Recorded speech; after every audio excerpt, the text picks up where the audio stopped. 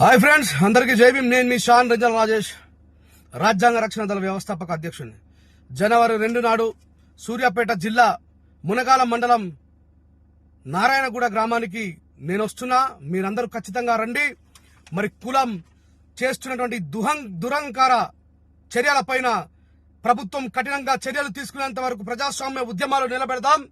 గోపిరెడ్డి వెంకటరెడ్డి అనే CPM leader అక్కడ మాల కులానికి చెందిన కులకలపల్లి మంగయ్య అనేటువంటి వ్యక్తి మీద దాడి చేయడమే కాకుండా, అక్కడ స్త్రీలపైన దాడి చేయడమే కాకుండా వాళ్ళ ఇళ్లను ధ్వంసం చేసి ఇప్పటికీ కూడా పోలీస్ యంత్రాంగం వాళ్ళని అరెస్ట్ చేసి లోపలికి పంపకపోగా 41 CRPs నోటీసులు ఇస్తామని చెప్పి రాజ్యాంగాన్ని ఉల్లంఘిస్తున్నటువంటి పోలీస్ డిపార్ట్మెంట్ వారికి కూడా బుద్ధి వచ్చే విధంగా వేలాదిగా తరలిపోదాం. మాలల్ని మాదిగల్ని ముక్త కంఠంతో ఒకరి తర్వాత ఒకరిని చంపేస్తూ ఇలా హింసిస్తున్న వాళ్ళపైన ఖచ్చితంగా ప్రజాస్వామ్య పోరాటంతో బదులు చెప్దాం. జై భీమ్, జై భారత్.